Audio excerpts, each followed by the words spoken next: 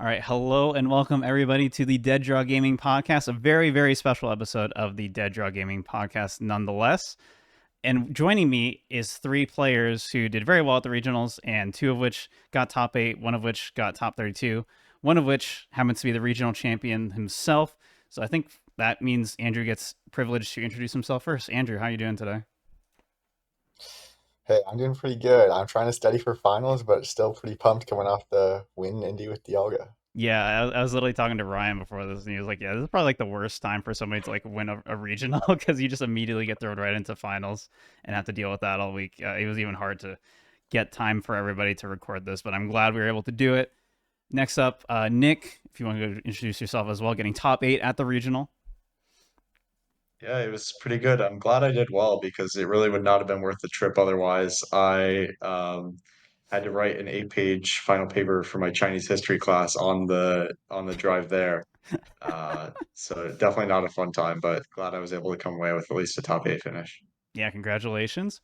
Also, we have joining Thank you, us thank you. Michael Davidson, who broke his top 64 curse. How does it feel, Michael? Oh, it feels pretty good. I could have probably got top 16, but I didn't really like the spot that I was in. Like I started playing out my last round, but I ended up IDing because it was a guarantee. So I just took 32. Gotcha. Congratulations to you as well.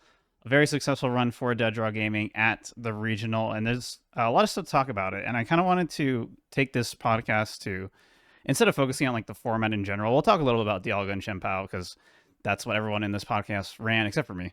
And I did not make day two, so what does that say about my deck choice? But we'll talk about those decks and their place in the format going forward. But this podcast, I kind of wanted to focus on everyone's run here, their successes at the event, and also touch talking about the general kind of mindset, preparation, testing, all that kind of stuff that goes into these really strong runs that people have at regionals. So I think the best place to start then is for Michael and Andrew. You both chose to bring Dialga. Did you both same 60? I believe so, right? Yeah. Yeah. Okay. Yeah. So talk to me about kind of the preparation and testing going into, making that decision and why you kind of went for it. Because I know like when I first saw that Gabe flew to Brazil to play Dialga, I immediately was like, "What?" But surely I was like, "Okay, this is probably a reason that this happened." And it seemed like y'all were on the same page, right? Yeah, I've been playing Dialga for a while actually. Since before UIC, I've been working on the deck trying to make it better. The list definitely wasn't super good at the beginning, and I couldn't really get very many people to listen to me about it. But like Gabe before Brazil, a few days before, he's like, "Wait, this deck is broken," and then he's like, then he wanted to play it to Brazil so bad. He didn't play the list that I was quite on. He played something pretty similar, and then after Brazil, he's like, "Okay, this deck's still pretty good. I could have done a couple of things better. I could have not tied some rounds." And he seemed pretty confident in it still. And I also got Michael to play it. Michael hadn't really been testing it too much either, but the few days before the tournament, it seemed like he kind of wanted to play it, and he decided to play it, and it ended up working out pretty well. Yeah. I was trying to like avoid listening to Andrew, but like every day in VC, like he's just winning, like going positive into every matchup with the deck. I thought I was just gonna play Zard again, but like I then the like probably like the week before I started playing like Dialga games every day, and I was going pretty positive on ladder and like the testing that I was doing. Um, so I didn't have Dialgas going into the event, but I bought them from the vendors right before. That's a good investment because now they're probably like $20 a pop. So congratulations, regardless. So you mentioned before too, you put in like 300 games or something before the event with Dialga. You had been testing it really heavily. What was kind of your testing process in terms of like refining the deck and figuring out what worked and what didn't, and like things you kind of figured out pretty early on with it? So in terms of the list, I was just playing a lot of ladder games and just like seeing how much the different cards were just like generally like when I drew into them, like was this card beneficial to my setup or was I just like not using it very much, right? So I definitely my list definitely started out a lot different, but over time I kind of just like kept making like changes to it. I'd like try to think about what cards I was playing during the games. I had like it all in a spreadsheet I was writing down and trying to keep track of what I was using. And then also at some point Andrew Kennett got top 32 at Orlando with a list similar to the one I was working on. And then I kind of took a couple of the card choices that he had. Like I only had three super rod at my list at that point, and I saw he played 4, and I thought that's probably a good idea. I took his Pokegears too. And so I took a couple of changes from his list as well and kind of combined them into my list and just played a bunch of like ladder games just to try to figure out the best list. And then to test specific matchups more, I would like get people to play Charizard against me a lot. And I played a lot of games of that matchup. And it still seemed pretty Yeah. good. So I was feeling good about the deck. Gotcha. And Andrew, I this don't was think your there's- first tournament this format, right? Yeah, because I didn't get to go to EUIC. And I maybe could have done Orlando, but I was like, it doesn't feel too great. You have to pay for a flight, and I was like still had some school stuff to finish up. EUIC, I had like 4 midterms around, so that was just I couldn't go to that. That was just. And I was gonna say, like, I don't think there was a single person that, like, in the Zard testing that, like, went positive against Dialga, right? Yeah, I was like barely beating everyone kind of in games. Like overall, it was 28-18 against like everyone I was testing with in that matchup. So which is pretty That's good. that's pretty favorable. Yeah. Yeah. Can't ask for Especially too because like much I was better than testing that. against good players, right? So Yeah. it's pretty good numbers. For sure, for sure. Before we get into everyone's run too, I wanted to kind of hit on the same topics with you, Nick, because you played a Chien-Pao list that was unique in that I don't think anyone else played that exact 60 in any day 2 No, of I regional, mean it's right? only 1 or 2 cards off from Sure. the standard list. Yeah, I wanted to stick with Chien-Pao. I got to the tournament pretty early on Friday evening, and I was actually gonna play Dialga. Andrew and Gabe kind of convinced me, so went to the vendors. Joe from Game Good hooked me up with the cards, so shout out to him for that. And was gonna lock in Dialga. I was gonna cut a Metal Energy for a Poffin because I didn't like the idea of only playing 2 Poffin. I'm sure Andrew will say that's fine.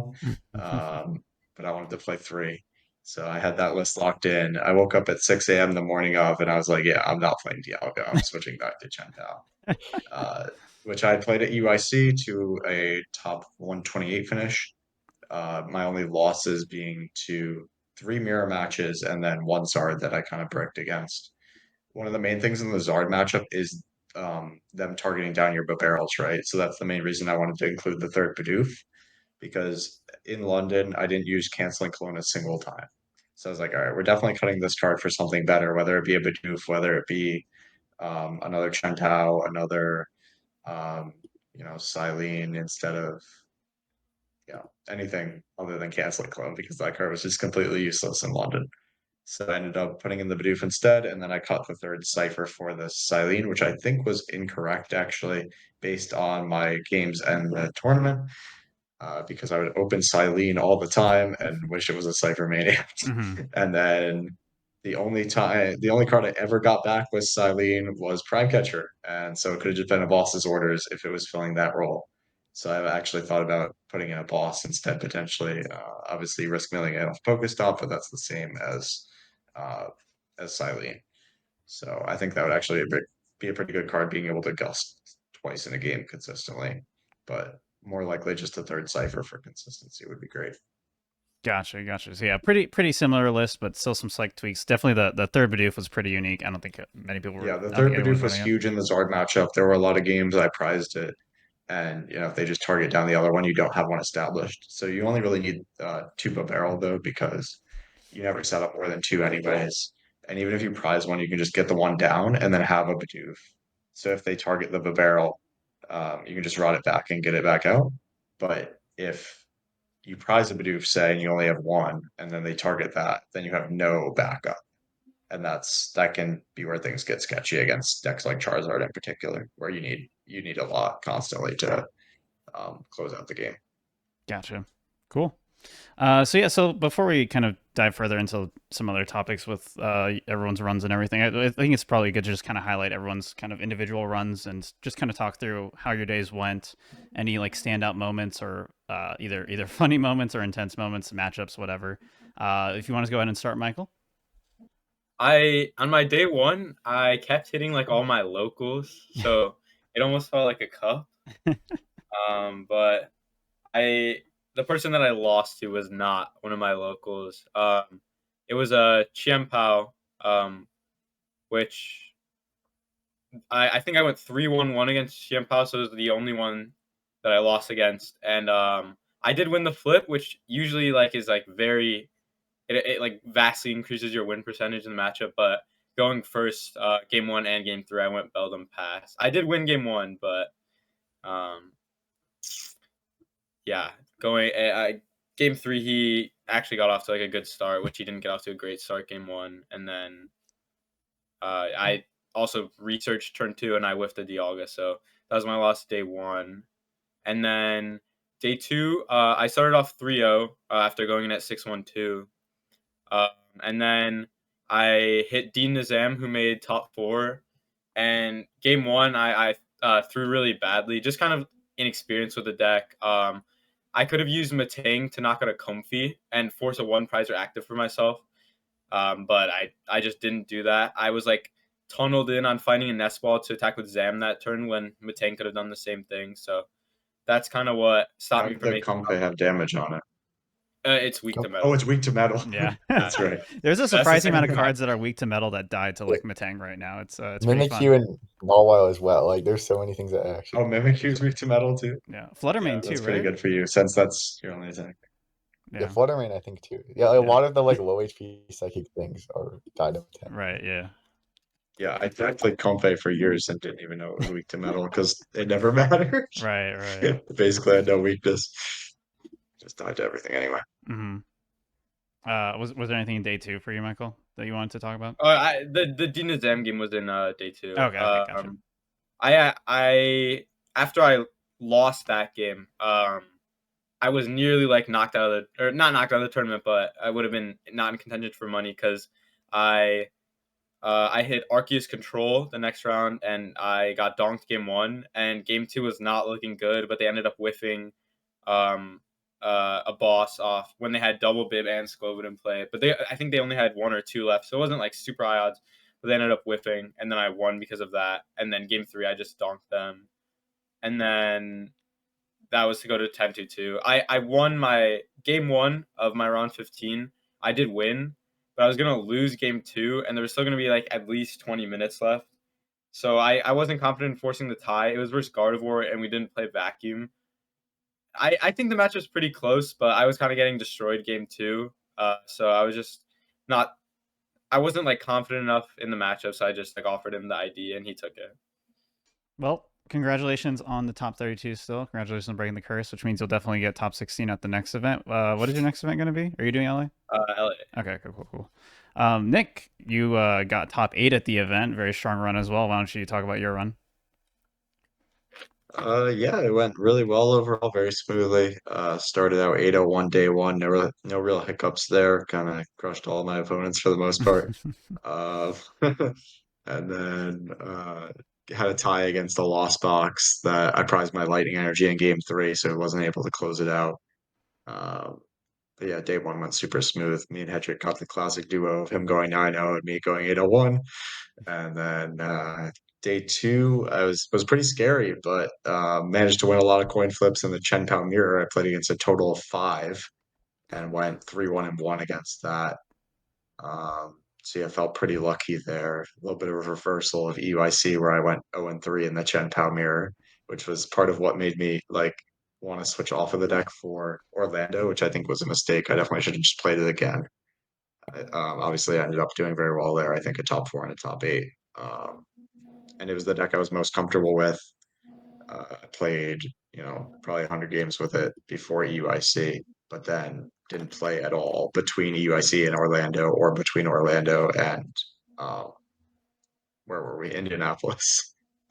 So definitely the correct comfort pick, I would say. And it absolutely dominated this tournament outside of Andrew. So Yeah, the Metashare graphic was one of the wildest ones I've seen in a while, where it's just 24% Zard, 12% Chien-Pao, and everything else is just way far behind it.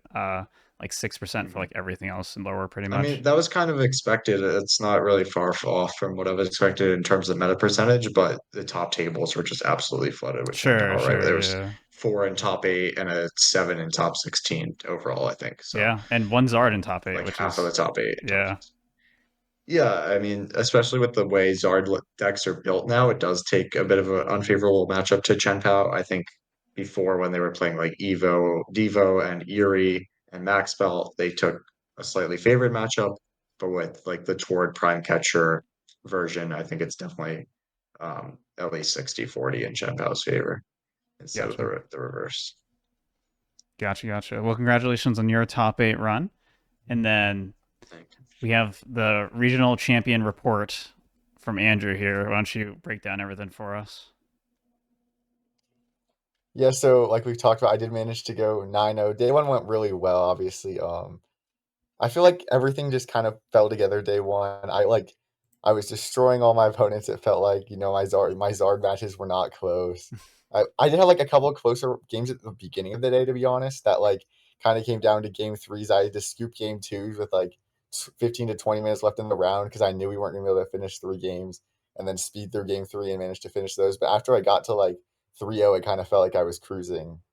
I was having a bunch of 2-0s after that, winning some rounds.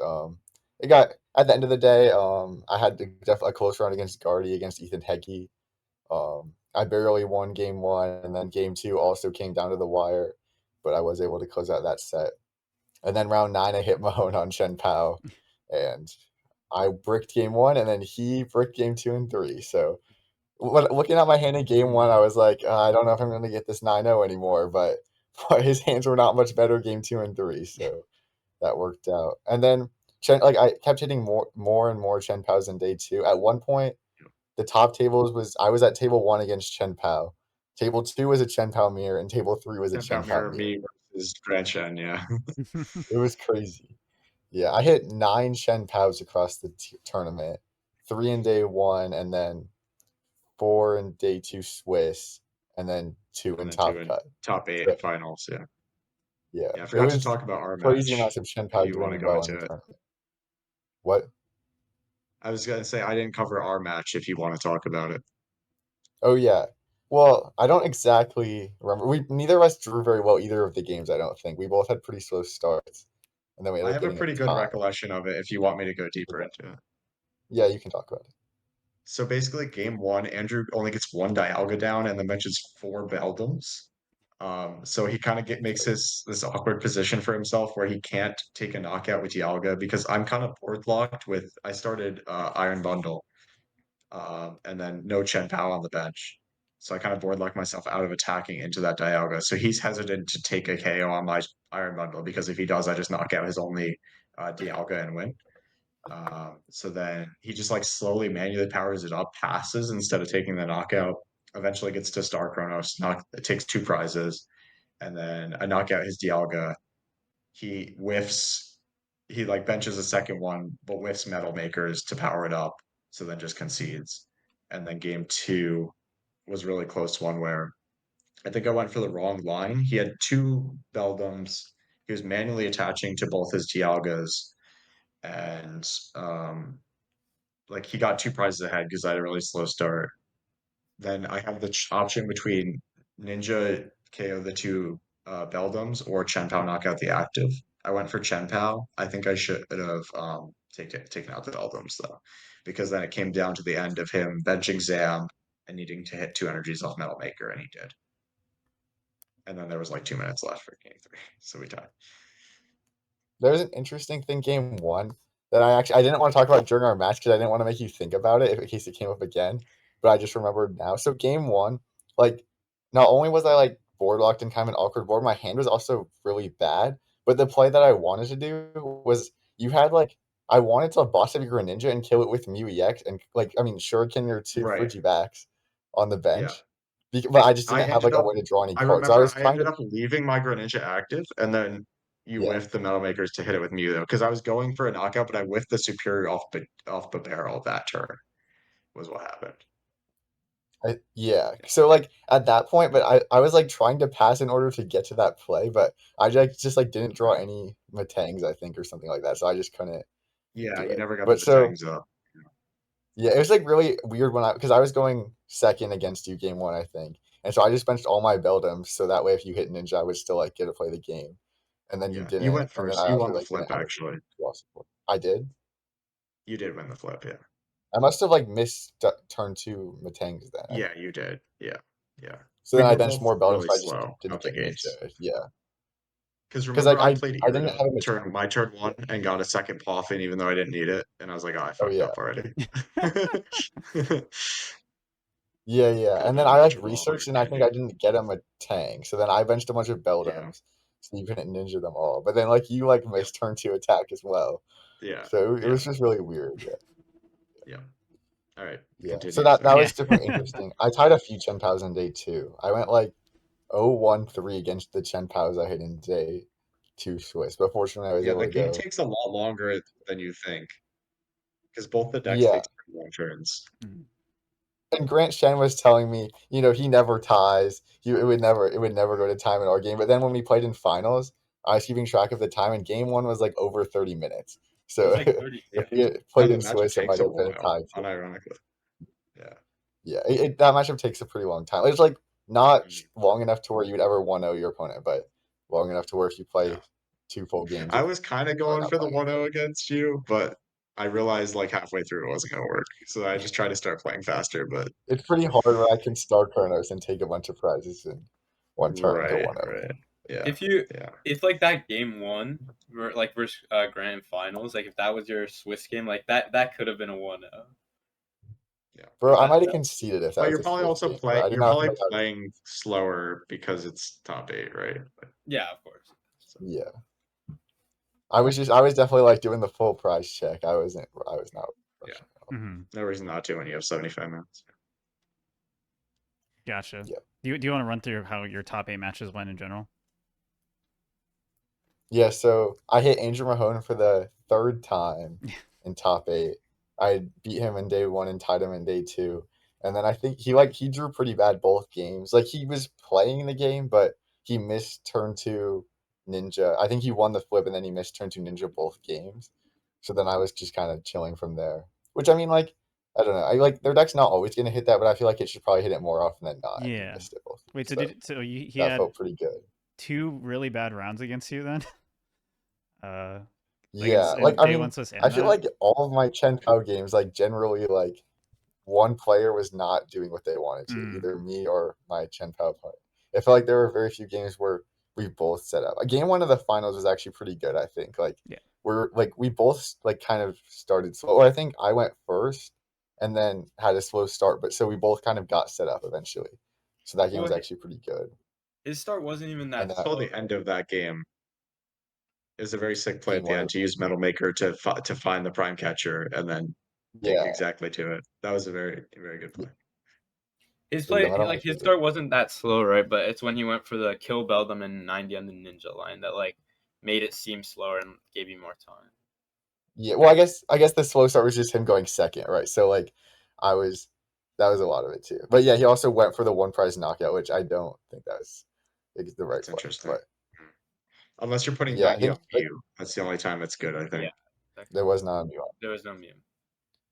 Yeah, I don't think that was the right play. He like hadn't practiced the matchup too much, but so that game ended up being really interesting in the finals where I killed him a barrel the turn before, and then he went to 1, and I went Iono Kronos, and then gust up the Bidoof for barrel, and then he had 2 cards to work with and Pokestop, and he Mhm. couldn't quite get there. He was an Yeah, he energy almost short. got it if he had another item off Pokestop. He just didn't have enough He cards to told me that discard he his thinks superior. he thought that he had it, and then he like realized that he had to retreat his ninja, and he's like, "I'm 1 energy short." Yeah, exactly. Can't Yeah, quite get it. yeah. Yeah. So that game was really interesting. What was your top 4 match? That's the one that people didn't get to see. I hit Grant Manley. He was playing Pidgeot Control. Right. That matchup was really interesting. I think it's probably slightly favored for me. I don't think it's a complete auto win, but he was like, I don't know. I kind of just sat there and I just kind of like waited. They have Radzard and they can put Heroescape on it, which can be pretty scary because they can have a thing that one shots your Dialga, but it's pretty hard for them to actually win on prizes anyway, even though they have the one shot ability. Their deck's not super great at reusing Radzard a bunch of times, so I kind of just played it a little bit slow. Didn't bench any like too many liabilities. I went 2 Dialga, 2 Matang most of the time, so he couldn't have too many energy trapped on my board, but I still had the ability to power stuff up and then I was barely able to get there both games. I feel like I never really felt like I was super close to losing though, but I had just enough resources to close it out. Gotcha. Can I talk again about my game against Grit? Yes, please. Because that's who I lost to in top 8. Yeah. I realized I had no idea what to do going into the matchup. I kind of played it how I would have played against the Snorlax control, which is just Chien-Pao and Excalibur, and that's it. And I think that was a mistake. So I think you do need to establish a barrel in that matchup, otherwise they just handlock you. I was too scared of it getting trapped by Snorlax, and I wasn't 100% sure he played Snorlax, but I was like 80 or 90% sure he did. But then he ended up never actually. So once I was in a losing position, I was just trying to play out the game to, leave myself as little time as possible for game 3 so that I would win on prizes. And what's it called? So I benched a Bidoof at some point just to like bait out Snorlax to make sure he had it, but he actually ended up killing it with Pidgeot, which I found interesting. So I was like, okay, he probably doesn't have Snorlax. So then game 2, I just full sended it, got out barrel, and I thought I was in a really good spot. Turn 1, I ninja'd his Mimikyu and his Pidgey that had a big charm, but then when he evolves into Pidgeot, it's in amp range. So I was going to go for a Prime Catcher amp play and then use like Iron Bundle to finish off the game, just knocking out whatever he had on the bench. But he hit Misfortune Sisters, discarding 2 Superiors, my Prime Catcher, and a Rod. So there went that plan. And that basically sealed my fate. But yeah, it was actually the first time I've ever seen a Misfortune Sisters hit 5 items, and we had to get a ruling on whether or not you shuffle the deck afterwards. So that was pretty funny. But yeah, I think if that Fortune Sisters hadn't happened, I win the set most of the time. What is the Because ruling if I on win that? that game, Do you shuffle? you don't, because Oh. it says shuffle the remaining cards back. Oh, Yeah. I see.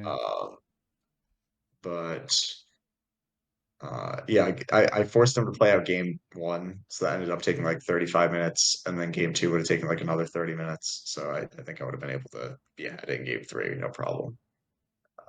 Time got called. Gotcha. So definitely just play the matchup really aggressive. Don't yeah, because what I realized after the fact was, oh, even if he's traps my Bavarian Snorlax, I can just Iron Bundle. yeah, because they only have the one Snorlax anyway. And I think some people are leaning towards cutting that now too. So Yeah, definitely. most of us like don't play it, I believe, but I think like he played all out list does. Yeah. What I didn't realize was you could just Iron Bundle around it, even if they do go for it. Yeah, the consequences of only playing one of those, which is why I think people are thinking of cutting it in general, because the one is not that great in general. You kind of need more than one for if you're trying to do that kind of trap. I mean, you can go to a solo board state for it, but then you can't even loop it. So I could just start attacking with Tail Smash or whatever, and like he can't penny into another Snorlax unless he, exactly. Gotcha. So for all of you, you've all been in kind of high pressure Pokemon TCG game situations at these types of tournaments before, whether it's in top 8 or kind of the effective $1,000, $2,000 money matches that you have fighting for like top 32, top 16 placements in these tournaments. So I wanted to kind of just ask about general kind of mindset going into these high pressure games. Is there anything you do like prep wise to kind of get yourself mentally ready for these games? Do you approach them any differently than normal? What's kind of going through your mind going into these kind of higher pressure than normal situations? For me, I just kind of approach them the same way as any other game, and I feel like that's probably the best way to do it, because like, why would you want to do anything different than playing your best and just like not? Why you're just gonna make yourself more nervous if you try to approach it differently. I Right. feel like you just got to go in and say, I gotta win a few games, and like to me, I actually am more nervous at the beginning of the tournaments. To be honest, I feel like once I'm actually playing my games, I feel pretty good. Like you kind of get into a rhythm, especially when you're like winning your rounds, and it just kind of feels like the tournament flies by. Yeah. Yeah, I feel the same. It's the same as any other game in Pokemon. I have the same thing where like round 1, I'll be nervous unless I know I'm playing against like some total noob. But yeah. Yeah, I mean, I would agree. I mean, the one thing like to prep is like if you're considering like IDing the round, that's like that Sure. it's getting more and more important, like to make sure that you have the resistance to do that when you're like choosing to do that at these size tournaments. But like in general, just approach it like any other round. Yeah, I guess it's important to know going into it whether or not a tie is acceptable. So, like in my round 14 opponent game against Grant Shen, we even talked about IDing beforehand, and then they called us up to stream, and we were like, "All right, I guess we'll just play." I'd like to. I was like, "I'll play on stream." That sounds fun. It's been over a year, but then, you know, did end up getting a tie out of a losing position in there because I, you know, played the game out in a way such, not conceding game one early enough, things like that, where I am okay with a tie, if that makes sense. Mm-hmm. And I did the same thing against the Lost Box I tied to day one. In game two, he hits turn two ninja, but I don't concede because we're like 3-0 or something. So a tie is okay at this point. And if I'm going to win the game, it's going to be quickly because I know I'll be going first in game three. And if I lose the game, it's going to be slowly. So then I can force a tie. But so then, like, I don't want to save time. I want to use up, time to where I have enough to win the game, but too much. Or sorry, yeah, enough to win the game, but not enough that I can lose, if that makes sense. Especially knowing that I'll be going first Mm-hmm. in a matchup where going first is really important. Gotcha. Yeah, that makes a lot of sense. It seems like the most important thing to kind of figure out before going into these kind of high pressure situations. So, for sure. So, on that point, then, I guess we should just talk about kind of Chien-Pao and Dialga going forward. Nick, do you want to start with Chien-Pao? What are your thoughts on the deck going forward? Obviously, the meta seems to be shifting a little bit, but it still seems like it's probably going to be mostly the same. The big thing is just now there's going to be way more Dialga running around. But yeah, what are your thoughts on Sure. Chien-Pao going Which forward? I think the matchup is pretty even. I mean, I don't think it's bad or anything. Probably playing a third Bidoof helps so they can't target down your Barrel like Andrew did against Grant Chien in the finals. Uh, so yeah, I think the matchup's perfectly fine. I would maybe consider a Manaphy given that how well Chien-Pao did and how good it is in the mirror. Like in London, two of the three Chien-Paos I played against had Manaphy, and that just made it really hard to win, even going first. So Gotcha. And then Dialga, yeah, Deck's obviously. got a really great matchup spread. Sorry. Yeah, I was no, gonna yeah. say its only real bad matchup is like control or Mm-hmm. something. And it's like a hard deck to tech against, I would say. Yeah, for sure. So for Dialga, then, obviously, it is. I think it's the only major or the only deck that's won a major in this format that isn't Charizard. So might have a larger target on its back, or maybe it's still too early to have a larger target on its back. I don't know what's going to happen with it going forward, especially going into LA. We have two more regionals before LA, though. We have Santiago regionals next weekend, and then this weekend we have Stockholm, I believe. So I guess we'll see how Dialga impacts those regionals. But kind of going forward, do you expect like Dialga to have any sort of larger target on its back? Do you still think it's a really strong play going forward? Are there changes people have to make because now people are going to be more aware of it? What are your thoughts, Andrew? I mean, I think if people are like actually teching for it, the deck is definitely going to be worse. But I don't think the deck's going to be played enough to where that might not be worth it. I still think Charizard and Chien-Pao will be by far the two most popular decks, but I think Dialga might like end up being in like that Ancient Box, Giratina, Lost Box like type of play, right? Where it's like 6%, 5%, stuff like that. Where it's kind of you have the two major decks, but it's just like one of the other contending decks that exists, like kind of in the tier below that. So I think it will probably be around there. The deck's definitely really good. I think it had been pretty underrated, but I also definitely took advantage of my opponents like not entirely knowing how to play against it. Like even in the finals, Grant Chien had not played against Dialga very much. He played against a couple of games against Carson Washer, I think. It was about his only testing in the matchup. And they So didn't even play like real games. Like one player was just like bricking every game, so he didn't actually like win the match. It's yeah. like how So they I remains wet, but yeah, that's definitely one of the things I was able to take advantage of was my opponents not knowing how to play against it perfectly, and I assume people will probably test against it a little bit more now. But even if they do, it's For still a sure. good deck, but it's definitely not quite as good if it's a known thing. But I'm definitely still going to be considering playing it for LA. So so yeah, you're like going to LA, Andrew. Yeah. perfect. Assuming people are actually playing perfectly against like your list, what do you feel like the matchup spread is like? I feel so like among the top decks, I think that Charizard is like slightly favored if they're playing well, and Chien-Pao's like really close. I think probably 50-50. I think like a misconception I saw around a lot of people was that Chien-Pao is like a super favored matchup, but in reality, it's not. They put on so much pressure against you that it's definitely super close, and that's not a matchup I wanted to play. So I wasn't too thrilled to hit 9 of them. I did manage to have a really good record against them, but I definitely got lucky in a few spots to get that as well. So that wasn't like a matchup I was completely super happy that it was doing too well. I think like, to be honest, your best matchups are like the ancient decks, like the Roaring Moon and the Ancient Box decks.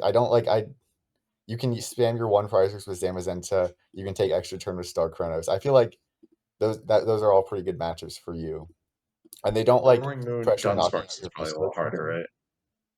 Well, so they give you lots of opportunities to take extra prizes. The main way they can win is that they just set up before you do. But if you can establish a board, you almost always win the prize trade in that matchup. So Sure. I was it- thinking more especially because they along have the to. lines of What? I was thinking more along the lines of them having like 2 to 30 that you can't start Chronos at DX. If they want to I kill guess you could your just start Chronos to V-Star, one they have prizer and to then Metal Blast. Yeah, damage themselves if they want to kill your V-Star. sure. And if they don't kill your V-Star, you get to keep so much energy in play. So it ends to be a pretty big problem for them. I'm sure it's fine. It's just the regular ancient box is easier. Was my point. Yeah. The regular Ancient Box is a really good matchup. Yeah. Yeah. I feel like the worst matchup of like the meta decks is probably Lugia, to be honest. I don't really like that matchup. That matchup is they can pressure you turn 2 with one fighters that one shot your Dialgas. And then the decks that can do that are you're not going to be able to take 2 prizes. Like against Chien-Pao, they can one shot your Dialga, but at least you can one shot them back with a Zamazenta or a 2 energy Dialga pretty easily. But Lugia, you can't exactly do that. That matchup's really scary. But overall, I think your matchup spread is pretty good. Mm-hmm. But yeah, we definitely benefited from like basically no one having testing against Dialga, and if they did, it wouldn't be against like the list that we played. So yeah, I figured that'd be a big deal for this weekend, and part of why the deck, kind of probably why you were like steamrolling so hard too, and especially day one, Andrew. Probably people just not playing correctly against you in general. Yeah, it was pretty smooth sailing in day one for sure. Cool. All right. So yeah, any other thoughts on your runs, Dialga, Chien-Pao, anything y'all want to talk about before we move on to next format before we talk about Twilight Masquerade stuff? I think like Dialga is probably going to be like, I was going to say, I think it's going to be like a 6 or maybe even 7% going forward. So not like too big of a portion of the meta, but I mean, it wasn't even like on the graphic before. Yeah. So that's definitely and that 7-8% Say maybe like a top 5th or 6th deck. Yeah, that's like 5th or 6th biggest. Competing for third, yeah. That's pretty close. Oh, would it be? Really? Yeah, all the decks like this beyond the past 2 are all super close together. It falls off that hard after. Yeah, literally the Metashare graphic was like 24%, 12%, and then 666 like percentages for everything else. Okay. Yeah, it was ridiculous. Yeah. I didn't pay that much attention because this was my last regional for the year. So just as soon as I'm done with school, I'm gonna be focusing more on NAIC prep than anything. For sure. Wasn't too concerned about shifting play rates in this format over time. Mm-hmm. And speaking of NAIC testing, Sapporo Champions League happened while we were at Indianapolis Regionals, so we got a good look at all the decks that are going on in Japan in basically what's going to be our NAIC format. Obviously, everyone was really afraid of Dragapult, and then it didn't win the event. Miraidon came out of nowhere and actually won the event, and then some other decks kind of popped up that we can mention briefly. But I guess before we get into all that, how much testing have y'all done for NAIC format so far? Zero. I literally got home Monday morning, or Monday night. I got home, so no. Gotcha, perfect. Well, we can talk. Have you all seen the Sapporo Champions League? Any of the VODs? Any of the matches? I'm looking at the deck list right now. Okay, cool. That counts, sure. Michael I'm pulling them up. Yeah. So, I actually started testing last night. So Jake and I did some tabletop recordings for the Dead Draw Gaming channel. Those will start going up either this weekend or next week. So we'll cover some of that stuff. We tested a few of the decks, nothing too wild. Not all the Champions League lists were out yet, but I can share some initial thoughts and we can get more thoughts from those videos. Yeah, but yeah, the big thing is Dragapult's really, really good, and decks that can beat Dragapult also seem pretty good. The biggest standout for me is Charizard in this format. Sorry? So like Charizard in this Yeah, yeah. And on it, okay, actually the biggest thing that stood out to me from the results and from actually testing too is like if Zard is not tier 0 or tier 1, whatever you want to call it for this format, the decks that Zard like kind of gate kept or like hindered because he had Tech 4 Zard are not really like those decks can make a comeback now. So like Gouging Fire, the 13th place list at Sapporo Champions League. That list is basically what people were doing with Gouging Fire before, just without all the Zard techs. So it actually works really well. It seems like a really strong deck Right. in general. I played some games with it Why is already. there 2 copies of Grabber in here?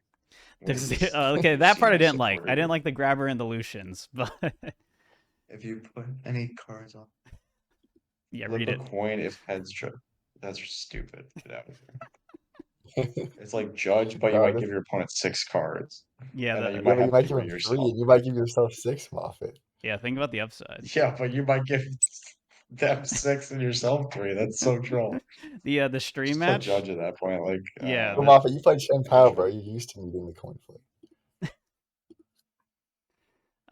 In the stream match, they played Lucian, and they just both brick because they both hit tails, so they both just like pass. I guess you just squawk. Okay, what you do is you bench Squawk and then play Lucian and then Squawk. So that's fine, I That guess. was okay. And then you have Ninja too, bro. You draw like a million cards. Alright. I see what this guy is on to. I see what he's working with.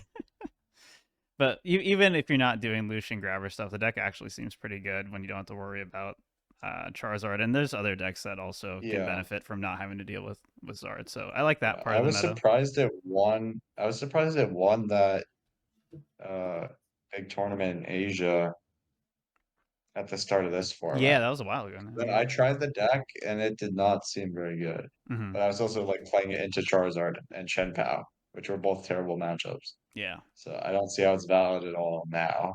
But if those decks both fall off for some reason, then you might have something. Yeah, yeah. Any big basic decks.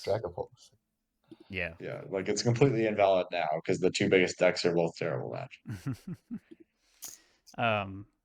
Yeah, I guess we can just kind of talk about kind of general thoughts, especially on like cards and stuff. And I think Lugia is actually probably a good place to start to get your thoughts, Andrew, because so I've played some games with new Lugia using the, I believe, like top 4 Champions League lists. And it seems really, pretty solid. Really freaking good now because not only because, one, you can actually Aqua Return again, which is great. And then 2, you can make your Iron Hands a 1 prizer, and use the Iron Hands, but also Carmine is like really good in that deck. Yeah, 3 Carmine, 4 Ursaluna. 4. Wait, which one's running 4 Ursaluna? No, I meant like it points like you were like 1 this, 2 this, 3 this. Oh! I thought yeah. The list is playing 3 Carmine. That's why I thought. Yeah, no, Ursaluna is fantastic. I was saying too, 0.3 Lucian and 0.4 Blood Moon Ursaluna. Yeah. So because I was initially worried that the decks can't play the 60 HP Call for Family Minccino anymore, but it turns out Carmine is a great consistency boost regardless. But yeah, what are your thoughts on Lugia with all these new buffs that it's gotten, Andrew? This is the first time I actually like feel very confident about Lugia probably being a pretty good deck again. That like the energy like makes such a huge difference. Just like having access to actually using your Luminion, using other attackers, and reducing the price trade. Like I feel like Lugia was like the deck that ace specs were like the most harmful to, basically, right? You didn't have a good ace spec to play, so all these other decks got broken cards, and you didn't really have a good one. I mean, you can play Master Ball, like congratulations. Prime Catcher doesn't really matter that much. You don't really I need feel to like it do probably much. would be better to play Prime Catcher even in that deck, honestly. But like you didn't really draw cards anyway, and like you could just play a boss. Like I mean, it's like fine. Yeah. But yeah, but I mean, you could just draw on a boss, and it's probably the same thing. Like it's like it's. I mean, either way, you didn't. Your boss, or I don't know what you're. Yeah, but like even your deck's like so big that you don't draw that many cards. So, like overall, like the ace specs were beneficial to other decks way more than Lugia, which basically means they were like harming Lugia, the fact that they existed. But now you have probably like one of the decks that abuses having an ace spec the most. Like you get to search out your ace spec with just your Archeops, and it's just so broken. It like enables so many attackers. It skews the price rate. That's like just such a huge swing for the deck. And then also Carmine's interesting. I don't know how good that card is. You sound confident about it. I'm gonna have to play some games with it to actually figure out how good it is. But look, turn 1 Carmine goes so hard. It's so nice. At a Yeah, it minimum, you sounds would play pretty freaking one, good right? to And then you can me. just Lumineon for if Lumen you for open it, yeah. Arceus. Right? Yeah, I But Lumineon I don't know if you for need at more turn than one. one. Yeah. Yeah, I would play one for I sure, see and all then the like you could. lists. Sorry. What, I was gonna Moffitt? say I see all the lists playing 3, but like, yeah, you could probably get away with 1. Play 2 Luminions, so you get 1 early, and then you still have a Sure. Luminion loss later. Yeah, I think one Yeah, Luminion's That's still probably what I trolling, would but try as well. yeah. Yeah, Yeah, especially I think you since you can probably Aqua want two Retreat. Lumineon Yeah, for sure. I Yeah. would definitely play 2 Luminion. Yeah. But yeah, I'm even considering this deck. So if that doesn't tell you it's good, because I was a pretty avid Lugia hater, or not hater, but avoidant of it Yeah.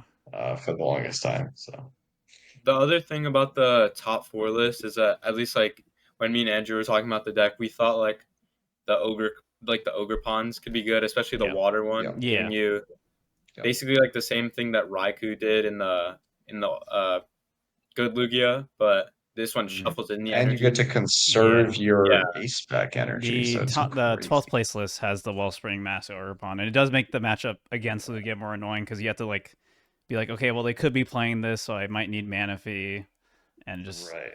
adds more strain to your setup and whatnot. It's a very strong card though, for sure, Yeah. to throw in. Yeah. Which getting mana fee out is easier than ever with Poffin, but it's that mind game of, do I bench it or not? Rather than getting like my extra Beldum or my extra whatever Dragon Ball evolves from. And sometimes they're not going to have it. Tree Sometimes they're going to prize it, or they're Sure. going to like Yeah. forget to get it out, or like because like it's just generally really annoying to just force them to put it on their bench. Some decks want to use their whole bench, and now Right. they Yeah. can't because you're threatening Your knockout active opponent and forgetting to put it out is not a good reason to play it, but Well, I mean, it's going to happen sometimes, bro. Like, I don't know. they Your opponent's just like, forgot to bench them. bro, you're at NAIC, bro. Nobody's played against new Lugia, bro. They might not even know what this card does. And then you just drop them on them, they pick it up, and you just win the game, bro. Like, they're I not don't know. like some I people are like to not respect gonna, my opponents. I like to respect my opponents more than that, personally. For like I don't know. C-Pao, Maybe you'd go 9-0 instead of 8-1 if you. Yeah, I know, right? Maybe I disrespect my day one opponents more. for like C-Pao, for example, or like at least for the C-Pao match for Lugia, like they really don't want to bench Manaphy in that matchup, Right. and like Oh yeah, you can't afford to. if they don't like get like full board, like fully fill their bench, which they would need like Irida, Poffin, and like another Poffin or Nestball, or like Nestball and draw raw Pokemon, which is like not that easy to do. There's like probably a decent amount of times where they're just not gonna get Manaphy down, and then you can go like 100 to the active C-Pow because of the DTE, I think, and then that sets up for like hands and It's heal 100 base to the active 100 Pokemon, base. So yeah, but and then you could 120 just put like bench. Yeah. you could just put 3. Yeah. Sure. So don't put DTE. And then if you hit 100 into the C-Pow, kill something on the bench, that sets up for hands, and then you just need to take 2 more prizes to win Right. the game from that. Yeah. I think that is seems like a pretty good card to have. It's just What are your first thoughts on the Dragapult matchup? Because I remember in our group chat, Gabe was saying the other day that Dragapult was crushing Lugia. But if you play like 70 HP Cincino, Yeah. That doesn't make a and lot. like just attach 2 gift energy to your guy so they can't enhance stamp or reset stamp you, I think it's I think they play Sinnoh, but okay. This Yeah, list I'm so looking at one doesn't. place you can they either play Hammer or Sinnoh. So Jake actually Right. okay, spoilers for the video. But yeah, we actually did one game with Sinnoh, and then Jake was like, "This sucks," and then put in the enhanced hammer, and then it was much Because you worse can for army me. for it, right? Yeah, because Well, you then can you just you attach Irida 2 for gift it. to your I think. attacker. Oh, sorry. We tested. So, This was Lugia versus Guardy, I think actually. Yeah, sorry. sure, but same principle same applies, idea, right? Yeah. Where you play 4 gift, just attach 2. It's not that hard. You can afford to. No, the Right. problem is hammering the legacy energy. When you are Well, why are we trying to attacking enhance with and stuff. legacy energy when we aren't taking Iron Hands? Like, otherwise we're shuffling it back in. well, the deck also plays like Right. Cincino if it needs to. Right, why are we putting legacy energy on Cincino though? No, That's no. what I'm and saying. it probably is for if you use it on Iron Hand. Yeah, if you use it on Iron Hands, yeah, Yeah. because you're gonna use it to take Right, so prizes we can against. just save that for our last 2 Yeah, you can use it on your prizes, last one in right? that Like, matchup. Yeah, because yeah, you want to do. You can do like I don't know, this Chinchino Lugia and deck sounds then pretty broken yeah. to me. Yeah, Chinchino hands and then another Chinchino and you're fine. You don't have to worry about anything else. and you get there. Yeah. So yeah, so it's harder to counter that if you use it as your last one. Sinnoh, obviously, that's probably why some are like leaning towards Sinnoh, because it is just generally more useful. But it's Right. still So maybe you want to it's put more tough. Masagoza in Lugia to counter that specifically. Yeah, I don't know. Yeah. Because there's no reason to play stadiums otherwise, right? It's be better to just play like a great ball. I mean, the deck plays collapse, right? But otherwise, Sure. Mhm. Yeah. Which it doesn't even You don't need technically collapse need yeah, I guess to. with Aqua Return, it's not as nowhere It's near not as as big of a deal. Like you still might want one, but again, it's the thing of with like Lugia doesn't draw cards, right? So it's not like you're gonna hit it when you want it anyway. Mhm. You only played it before because like you need a path bump anyway. So Gotcha. Yeah. Yeah. I think Why is Dragon there Bolt's 2 really Rotoms in this scary. what'd you say, Andrew? Why is there 2 Rotoms in this Dragon Ball list? I got That's another thing that Jake and Bro, Arrow. that's just Japan, bro. They Yeah, don't want to prize it. it's because they do. It's the best of one thing because they play the best of ones. They don't want to prize it. They value it a lot. I would still rather have like Luminion in that one list that has the 2 Absolutely. Rotoms. Yeah. But No, ignore that. That's just an artifact of Japanese tournaments being best of one. yeah, The one thing I'll say Yeah. I is feel like I was pretty happy not playing against Miraidon. I really like not getting turn 1 amped, but yeah, it's it looks back. like Miraidon is pretty much back based off the results of this tournament. I'm surprised by that because I thought it was going to be completely dead without Flaffy. Um, like how do you sustain your attackers throughout the game, you know? You have heavy Some of them Yeah, baton play like a still Baton. more too. Pico. You have heavy baton, yeah, and some of them play like a more Pico. Okay, so we just play like the future hands deck, Yeah. As most of them are only running like basically, the one except without the baton, but damage buff. yeah, So we're like a more consistent version of uh the turbo hands. Because that Well, deck you're like sucks too. future. It said but you can like actually like pressure to win the game on turn 1, where the future hands deck just like does like 60 damage. That's what I'm saying. You're just more consistent. Well, but Yeah, you're also well, more you usually you get out a turn faster. like you don't have to like do the More the consistent winning list meaning didn't more even play aggro. like a setup attacker. Sure. Like for the most part, you're just like you're putting on way more pressure than the Miraidon. Slamming DTE on my iron hands and going in. yeah. Tatsugiri is a big I mean, bump it too seems to the list, solid. honestly. Just being able to always throw that up I think into the active all the Tatsugiri time. is one of the best cards in the set. Yeah, sure. it's And I think ridiculous. it's super underplayed right now, probably. I will have an article coming out soon, actually, on my top 10 cards from the next set. And so definitely check that out when it comes out. I'm still working on finalizing the order and then I'll start writing. But expect that in the next week or so, maybe. CutterTap.com.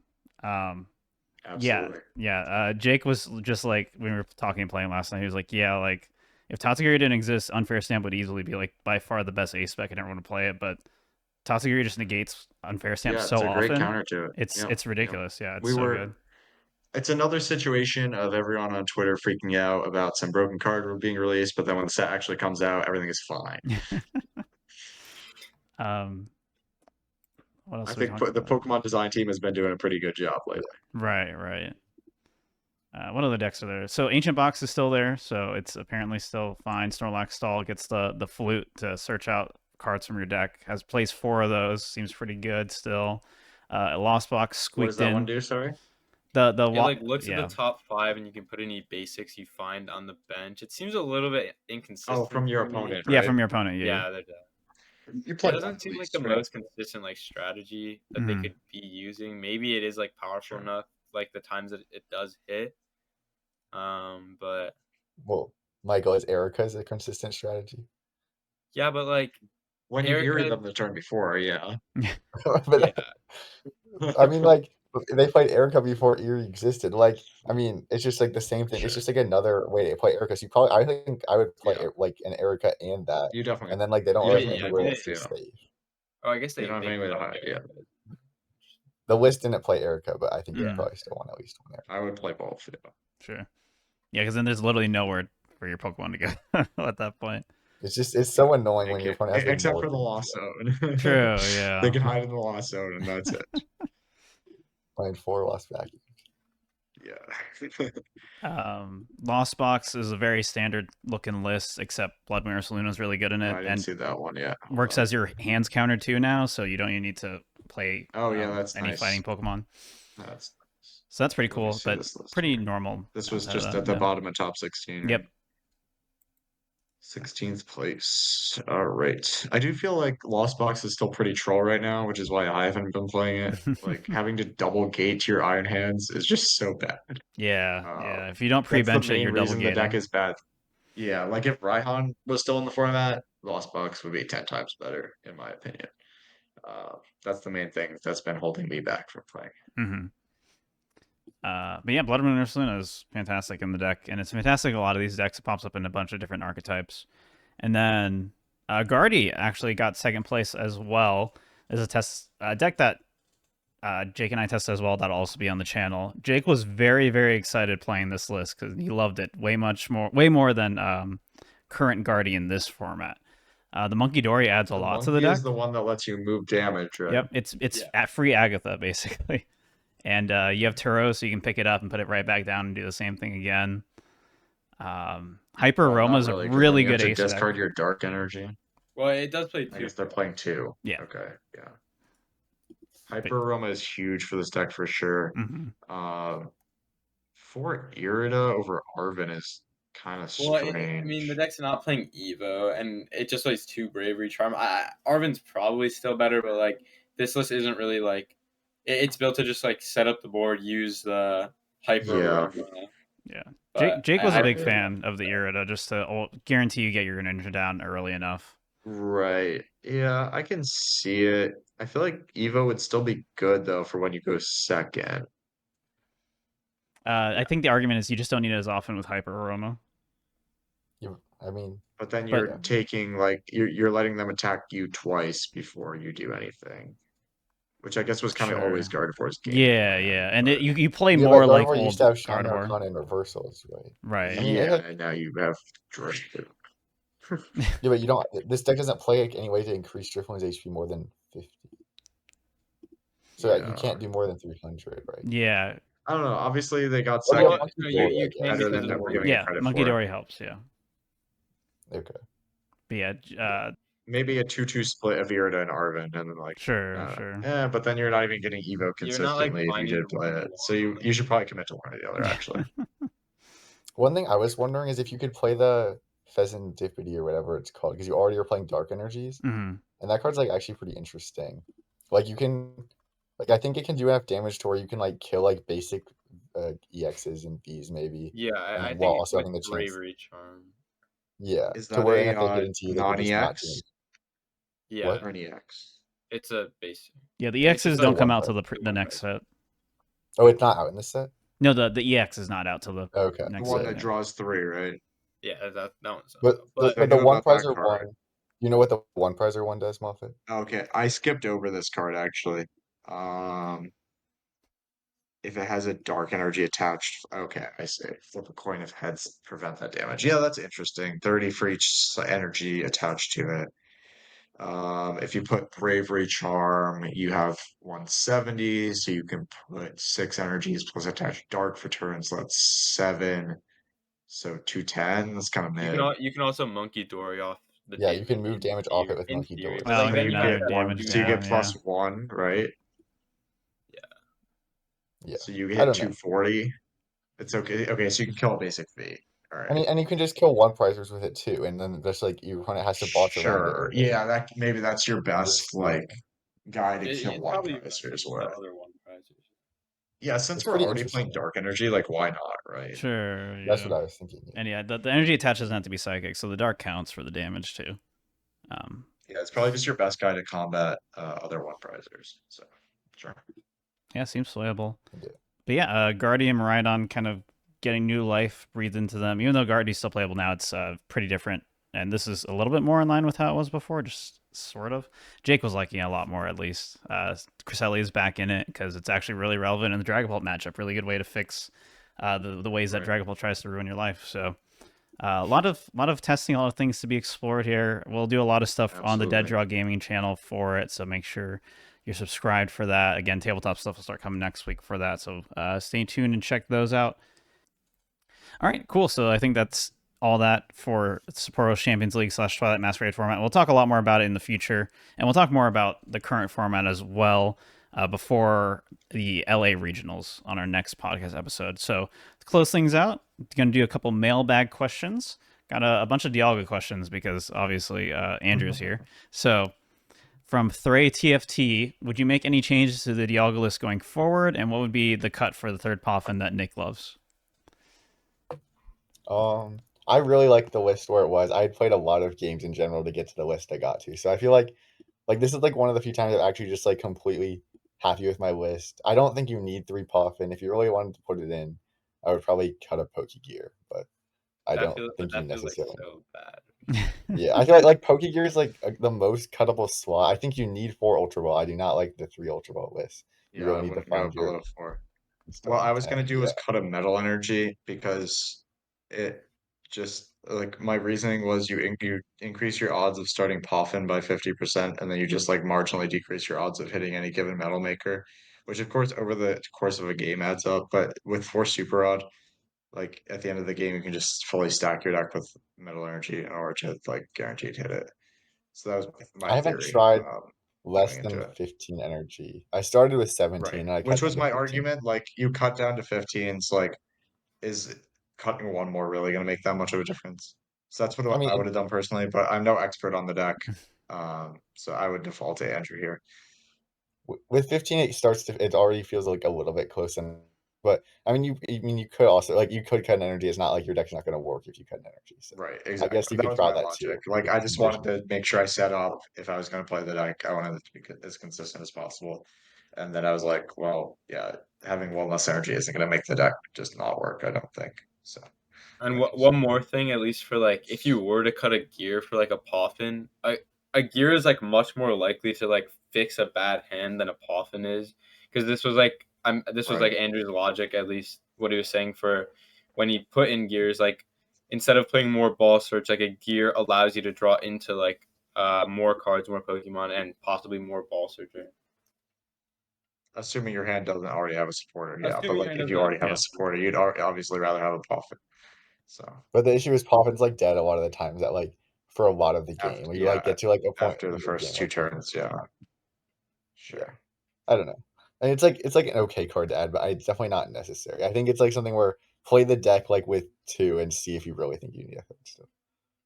Mark one of your metal energies as a Poffin. See how it goes. Sure. That's fine. Next question from Richard Yano.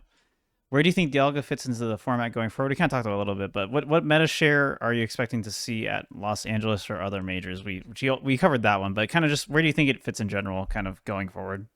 I think it will be played like similar to like the other two decks in terms of meta percentage, and I think it's just like a solid deck. I think it was definitely underrated before, but it's not like insanely broken better than everything else. It's like just like any other deck where if you play it well, you're probably going to have a decent chance into everything. It doesn't take any super bad matchups, but it also doesn't really auto win anything. I guess Giratina is also a really, really good matchup for it, but it's not complete blowout. You can definitely have things go wrong as well. So overall, I mean, has some good matchups, has some bad matchups, but it's pretty fine across the board. And I think it will just be another like second tier deck kind of in terms of play rate. Cool. So yeah, next question here from Universe Gaming. First off, congrats to Andrew for winning the event. First question is, what decks are you looking into for the Twilight Masquerade format? We kind of mentioned a little bit, but I'm personally going to be doing a lot of looking at Gouging Fire because I really like the idea of the list in general, and I'm going to just keep looking at Lost Box because I'm addicted to it. But what about y'all? I think Lugia and Gardevoir will be the two I look at the most going into this format. I think I'm going to try to play Lugia, but if I'm finding like it has some problems or something that I haven't foreseen yet, then I might try out Gardevoir as well, because that seems like it could be a pretty good deck. Mm-hmm. I'm on the same page as Andrew, yeah. I mean, we both played a lot of Lugia. I played a lot of Guardy, so definitely the two decks that I'll be looking into the most. I think I'm just going to grind 1,000 games and see what wins the spreadsheet. Have fun with that. All right. And then second question for you, Nick, about can you address the situation with the tie I guess you on stream against Reagan, I believe. Sure. Do you want to talk about that? Yeah. Yeah, I mean, I didn't think there was much of a situation. I played a losing position to a tie. I don't think I was excessively slow playing or anything. I played out all my actions and tried to set up a board state that he couldn't beat in 2 turns. And I think that was really all there was to it. I did get a warning for slow play in game. That was in game 1 though. Um, and obviously, yeah, I wasn't trying to do anything there. I was just trying to figure out a way to potentially win the game. Which, I could have had a chance if he didn't hit some key top decks Sure. and such. It happens sometimes, and yeah, if the judges warned you game 1, they clearly were aware of that possibility, and if they didn't Yeah. say anything for game 2. Yeah, there was nothing was said after that, as far as I remember. Yeah, very cool. Last thing then is just the where can people find y'all /shout outs. So, Michael, where can people find you? I'm on Twitter at Allez Liverpool, ALLEZ Liverpool, and obviously shout out to our sponsor, Dead Draw Gaming. For sure. Nick? You can find me on Twitter. It's my name, but with a 2 instead of the second T. Look out for that article on my top 10 cards of the next set coming out soon. Very cool. Andrew, where can people find the regional champion? You can go follow me on Twitter at PokeHawkeye, and also I should have an article up about Dialga in about a week, probably on Cutter Tap. So make sure to go check that out. Awesome. And then for me, I tweet over at I keep wanting to say Twitch, twitter.com/etchyok, and then I stream on Twitch, twitch.tv/etchy. Find me there, and then I'll have a bunch of stuff on the Dead Draw Gaming channel. So if you enjoyed this episode, be sure to like and subscribe to the channel. We'd really appreciate it. If you want to see like more kind of stuff like we've been doing recently on the channel, please let us know in the comments below. And if there's any like specific types of videos or like decks you want us to cover for the upcoming format, definitely let me know. Otherwise, I'm just going to kind of hit the most popular ones and go from there. But if there's any more niche things you want me to cover, definitely just let me know in the comments, and I will give it a look. So yeah, thank you all so much for watching this episode / listening to this episode. Really appreciate your support for the podcast. Again, check out the Patreon to get more bonus content for these podcasts, and we will see you all in the next episode. Take care.